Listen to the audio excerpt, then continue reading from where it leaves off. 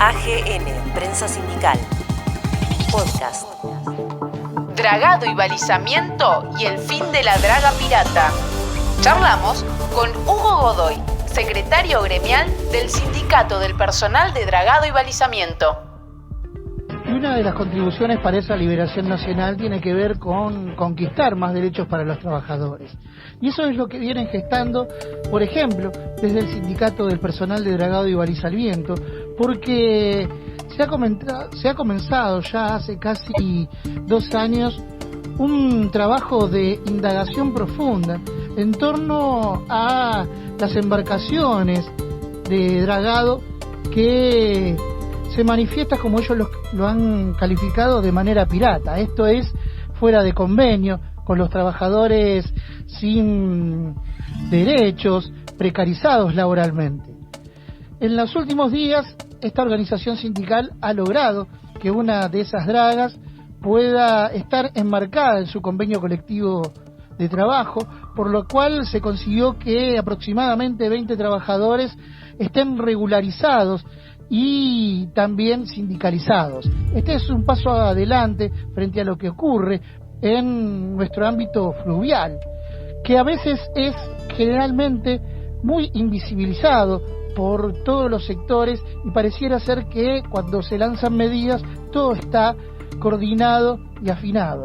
Sin embargo, si no fuera por la labor que gestan diariamente las organizaciones sindicales, habría miles de trabajadores que se encontrarían totalmente ocultos en el marco del registro laboral. Y eso también, de alguna manera, es violencia para los trabajadores.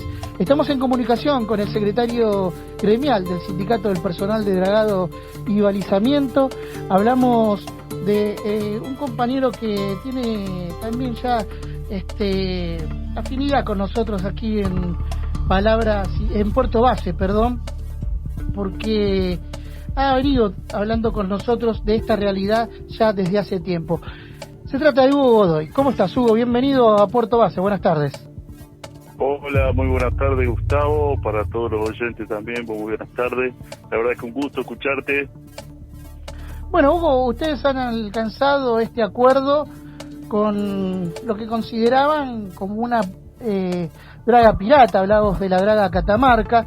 Contanos un poco cómo se desarrolló el mismo y cuál es el efecto que se produjo a partir de entonces en el ámbito laboral.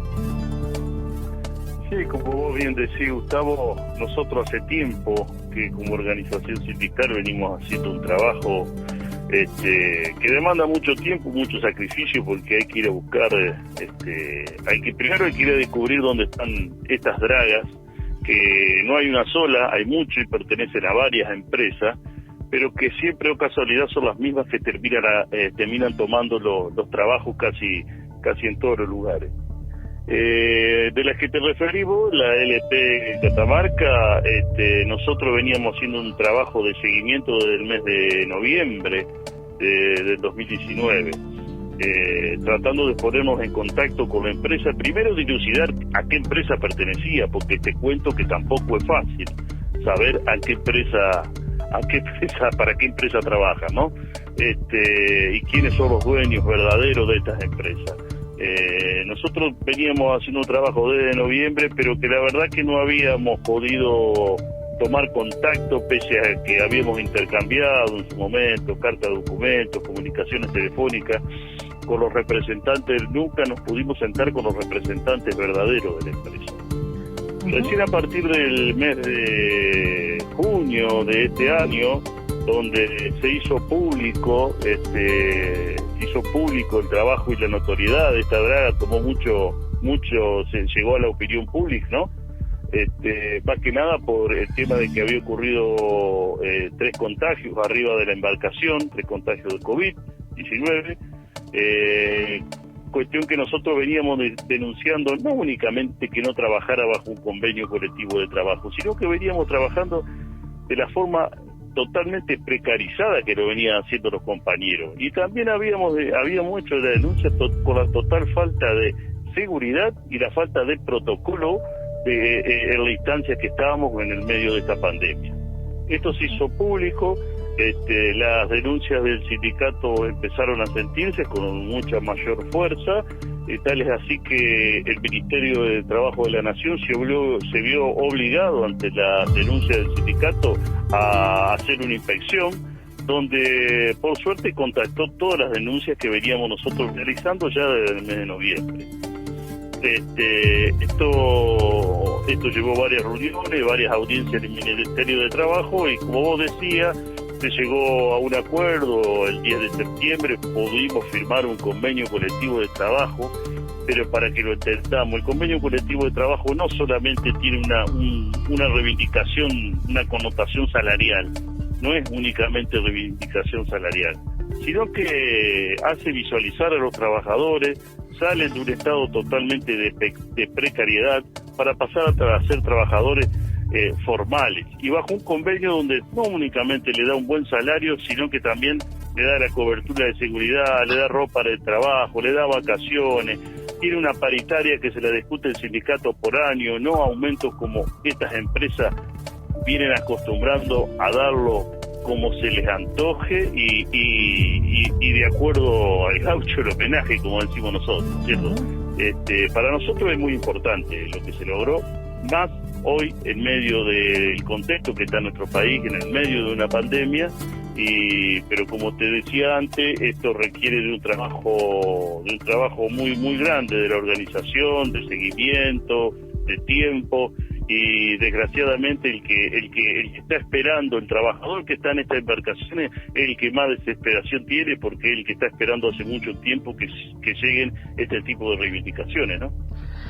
Hugo, en este marco y siguiendo parte de lo que venís desarrollando, ¿cuál es la perspectiva que marca el sector laboral al que representás, teniendo en cuenta obviamente este contexto? Porque se viene hablando mucho, por ejemplo, de la reestructuración de la hidrovía, que se va a necesitar un dragado allí, se vienen presentando distintos proyectos de ley, pero por ahora todo queda en la discusión o en la abstracción. ¿Qué estás analizando y qué estás viendo en este marco? Nosotros hemos estado atentos a lo que, como vos decías, lo que ha sido de conocimiento público, un poco el anuncio desde el gobierno nacional con este nuevo proyecto donde habla de la participación del Estado, algo que nosotros como sindicato, te quiero recordar, Gustavo, venimos peleándola desde de la década de 90, de que cuando se llamó el primer llamado a licitación, nosotros seguíamos sosteniendo que el Estado no podría estar al margen de una licitación de una licitación de esta naturaleza. ¿Por qué? Porque el Estado no puede estar al margen de lo que pasa en el río que cruza a lo largo y a lo ancho todo nuestro país, porque eso también es soberanía. Conocer el estado del río, conocer la navegabilidad del río, y de ahí manejar la exportación, que el 80% de la producción de nuestro país sale por nuestros puertos, es geopolíticamente muy importante para nuestro país. Es decir, nosotros a los anuncios del gobierno nacional lo vemos con buenos ojos, que hoy el Estado ponga esa mirada ahí. Pero esto recién se está discutiendo, hay muchas voces que se están haciendo oír, por supuesto. Generalmente los del sector privado no quieren saber nada que aparezca el Estado, pero yo creo que es la oportunidad del Estado no solamente de tener el control, porque el trabajo lo va a seguir haciendo el sector privado, pero claro, el Estado tiene que tener realmente el control de cuál es la extracción que hace y también el peaje que cobra, porque también de ahí regula el peaje que le está cobrando los barcos. Para nosotros es importante y estamos acompañando este proyecto, estamos siguiéndolo con mucha atención, y es parte de como lo que hoy está tanto en discusión, ¿no? Nosotros vemos cada vez con más necesidad un país totalmente desequilibrado, donde realmente la participación de las provincias tiene que hacerse sentir. Hay muchos dragados que hoy en los lugares, por ejemplo, en Barranquera, en Corrientes, en Paraná, en Santa Fe, no se pueden realizar si no está el Estado presente, porque ninguno de esos puertos tiene el poderío económico para llamar a una empresa, llámese Hidrovía, llámese Boscali, llámese las grandes empresas internacionales de dragado, para que le puedan dragar un acceso a un puerto, porque realmente no tienen cómo pagarlo. Por eso nosotros lo vemos realmente positivo el anuncio, pero creo que esto recién está encaminándose y hay que seguirlo con mucha atención, ¿no? En esta mirada geoestratégica que estás analizando, vale decir que por el momento da la impresión a priori que si no se toman políticas también en términos de profundidad en la creación integral de estrategias portuarias, marítimas y navales, la reconfiguración de la hidrovía favorecería por un lado a Paraguay y por el otro a Montevideo, y Argentina sería un actor con una mirada pasiva. ¿Compartís este análisis? Comparto totalmente, y un poco, bueno, vos lo sabés muy bien porque vos también estás muy bien informado, vos sabés, la Federación viene sosteniendo, la Federación Marítima y Portuaria viene sosteniendo justamente esto. Esto tiene que estar en un contexto donde tanto la industria naval como la marina mercante estén presentes. No puede ser que un país como el nuestro no tengamos un barco con bandera nacional.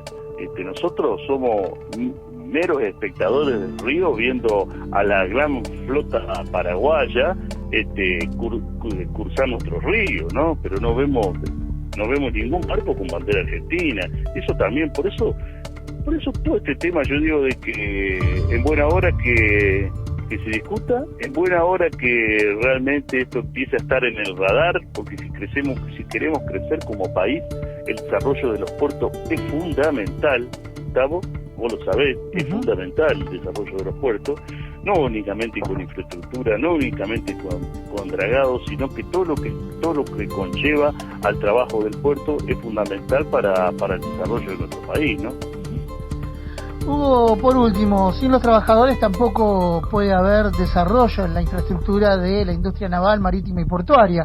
Por eso es importante, y volviendo al principio de la entrevista, este logro que han alcanzado con la reconversión de esta barca pirata, para calificarla de una manera, esta draga pirata, para calificarla de alguna manera, en una draga dentro de la formalidad laboral, y ahí también está la importancia de la intervención de los trabajadores.